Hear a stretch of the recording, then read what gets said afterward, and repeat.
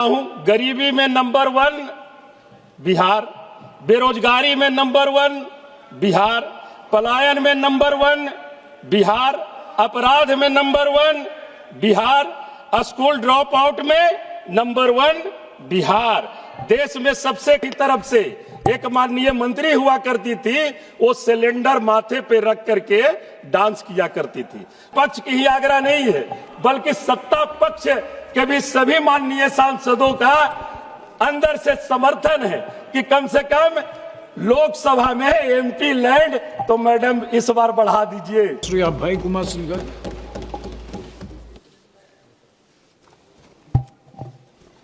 धन्यवाद सभापति महोदय।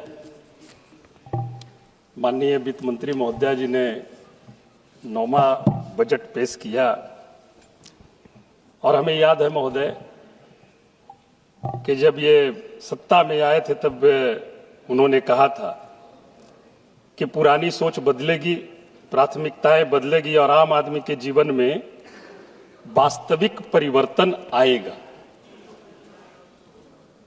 महोदय, यह 2026-27 के बजट को देखकर प्रश्न उठता है, क्या बदला और किसके लिए बदला? इस बजट में जहां एक ओर बड़े बड़े पूंजीगत आंकड़े दिखाए गए हैं, वहीं दूसरी ओर शिक्षा, स्वास्थ्य, कृषि, आपदा, ग्रामीण विकास, राज्यों और सामाजिक क्षेत्रों से जुड़ी अहम मदों में कटौती की गई है। केंद्रीय बजट 2026-27 के दस्तावेज बताते हैं कि बदलाव नहीं बल्कि कटौती, ठहराव और कुप्रबंधन हुआ है और इसका सबसे बड़ा नुकसान महोदय हमारे बिहार जैसे राज्यों को उठाना पड़ता है। यह बजट विकास का विजन नहीं है, बल्कि बिहार के युवाओं, किसानों, श्रमिकों और छात्रों के लिए निराशा का दस्तावेज है। मैं सरकार से पूछना चाहता हूं, बिहार के लिए अमृत काल कहां गए महोदय? मैं जानना चाहता हूं।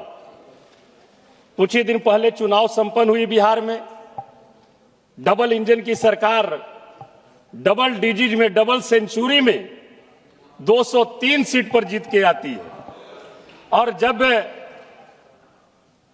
चुनावी घोषणा में जब उन्होंने कहा कि हम आएंगे तो जातीय गणना हम कराएंगे और इस बजट में जातीय गणना पर किसी प्रकार का कोई भी बजट प्रस्तुत नहीं करना, यह बड़ा दुर्भाग्य की बात है महोदय।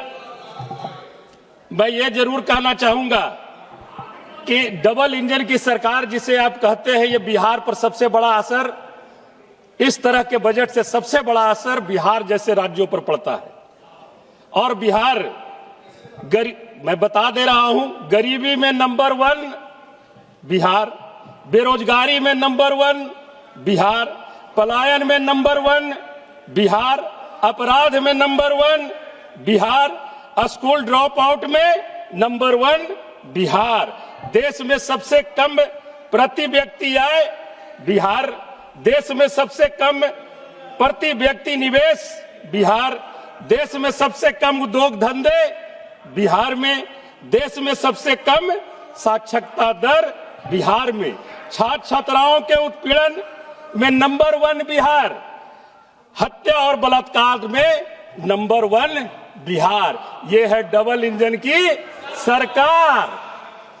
ताज्जुब की बात यह है महोदय, एक 2 पॉइंट और मैं बताना चाहता हूं महोदय। केंद्र सरकार ने स्वयं एथेनॉल उत्पादन नीति लाई थी बिहार के लिए। उसके बाद क्या हुआ महोदय? सभापति महोदय, मैं बताना चाहूंगी, एथेनॉल उत्पादन नीति लाई थी केंद्र ने बिहार के लिए और हुआ क्या? बोले थे उद्योग लगेंगे, रोजगार पैदा होंगे और पलायन रुकेगा। बड़े पैमाने पर 2025-26 में बजट में तेल विपणन कंपनियों द्वारा बिहार की एथेनॉल इकाइयों का खरीद आवंटन लगभग 50% घटा दिया गया महोदय, जिससे 17 संयंत्र बंद होने की कगार पर पहुंच चुके हैं और कुछ ने उत्पादन भी रोक दिया है। परिणाम स्वरूप 25,000 से अधिक श्रमिकों की नौकरी खतरे में है और 15 लाख मक्का किसानों को मिला सुनिश्चित बाजार टूट चुका है। इस तरह की नीति से ये केंद्र सरकार की बजट चलती है। महोदय, मैं जरूर कहना चाहूंगा, बेरोजगारी की बात आती है। ये जब 2014 में पहली बार सत्ता में आए थे तो इन्होंने वादा किया था कि हम बेरोजगारी को दूर करेंगे, हम महंगाई को खत्म करेंगे, आप हमें सत्ता में लाओ। और सत्ता में जब देश की जनता ने लाई तो बेरोजगारी तो छोड़ दीजिए, महंगाई भी चरम सीमा पार कर गई। हमें याद है 2014 में जब 386 रुपये सिलेंडर था, 386 रुपये सिलेंडर था, उस समय सत्ता पक्ष के ही तरफ से एक माननीय मंत्री हुआ करती थी, वो सिलेंडर माथे पे रख करके डांस किया करती थी। और इसी सरकार में 1100 रुपये सिलेंडर हुआ। सत्ता पक्ष के लोग कोई किसी प्रकार का उनके कान पर कोई जू नहीं रहेगा। ऐसे बहुत आंकड़े हैं महोदय, मैं उन आंकड़ों में नहीं जाना चाहता हूं। सभापति महोदय, स्वास्थ्य के बारे में मैं एक थोड़ा सा उल्लेख करना चाहता हूं। भारत के नियंत्रण और महालेखा परीक्षा की 2024 की रिपोर्ट बिहार की स्वास्थ्य व्यवस्था की गंभीर विफलता को उजागर करती है। कैग के अनुसार राज्य में WHO मानकों की तुलना में 53% डॉक्टरों की कमी है। प्राथमिक व सामुदायिक स्वास्थ्य केंद्रों में लगभग 60% पद खाली हैं। अधिकांश जिला अस्पताल और CHC विशेषज्ञ डॉक्टरों के बिना संचालित हो रहे हैं, जबकि कई जगह ICU, ऑपरेशन थिएटर और ब्लड बैंक जैसे मूलभूत सुविधाएं भी उपलब्ध नहीं है। पूरे मगध क्षेत्र का भार मगध मेडिकल कॉलेज पर रहता है महोदय, लेकिन वहां भी PG स्नातकोत्तर सीटें बढ़ाने की प्रक्रिया अभी तक के धीमी चल रही है। हम एक दो बातों का और जिक्र करना चाहेंगे महोदय। माननीय वित्त मंत्री महोदया जी ने कहा कि हम 25 करोड़ देशवासियों को गरीबी रेखा से ऊपर उठा करके लाए हैं। वो आंकड़े कहां हैं महोदय? कैसे आप उठा करके लाए? आप पिछले बजट में आपने कहा कि 75 से 80 करोड़ BPL धारी परिवार को हम 5 किलो अनाज देने का काम करते हैं, और इस बार आप एक साल में 25 करोड़ BPL धारी परिवार को आप ऊपर उठा करके लाए हैं। तो मैं तो कहूंगा कि राज्यभाई, इसका आंकड़ा भी पूरी तरह से प्रस्तुत आपको करना चाहिए महोदय।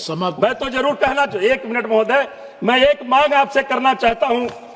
माननीय वित्त मंत्री महोदया जी, आप जिन्हें BPL को 5 किलो अनाज जो आप फ्री में आप देते हैं, आपके यहां डाटा है, वैसे परिवारों से जो गरीबी रेखा से नीचे बसर करने वाले लोग हैं, उनसे GST टैक्स लेने का इस सरकार को कोई अधिकार नहीं है। उस परिवार को GST फ्री का एक आप कार्ड निर्गत कर दीजिए। रियल में आप गरीबी उन्मूलन की अगर बात करना चाहते हैं तो आप उन्हें GST फ्री का एक उन गरीब परिवारों को एक कार्ड निर्गत कर दीजिए। ये गरीबी उन्मूलन की बात होगी। माननीय सभापति महोदय, अगर मैं समाप्त कीजिए। एक सेकंड महोदय, एक इंपॉर्टेंट चीज है। पिछले वित्तीय वर्ष में भी इस पर चर्चा हुई थी। सुलभ और सुरक्षित यात्रा के लिए माननीय रेल मंत्री जी ने भी कहा कि जितने भी मेल एक्सप्रेस ट्रेन हैं उसमें जनरल बोगी कम से कम 4-5 बढ़ाई जाए। और हुआ भी था कि बढ़ाने की प्रक्रिया होगी, लेकिन अभी उस पर किसी प्रकार का इस बजट में भी सरकार की तरफ से किसी प्रकार का कोई प्रावधान नहीं किया गया है। ये इनकी गरीबी उन्मूलन है। हमारे देश के भी गरीब चाहते हैं कि सुलभ और सुरक्षित यात्रा हम कर सके। हमने कहा कि समाजवाद के पुरोधा परम आदरणीय लालू प्रसाद यादव जी जब सत्ता में थे तो गरीब रथ चलाने का काम किया था, और गरीब गुरुआ भी AC में सफर करने का काम करते थे। इसलिए हम माननीय वित्त मंत्री महोदया जी से एक आग्रह और करना चाहेंगे। ये हमारे सत्ता विपक्ष की ही आग्रह नहीं है, बल्कि सत्ता पक्ष के भी सभी माननीय सांसदों का अंदर से समर्थन है कि कम से कम लोकसभा में MP लैंड तो मैडम इस बार बढ़ा दीजिए। धन्यवाद। इतनी महंगाई में बहुत बहुत धन्यवाद। मियां अल्ताफ अहमद।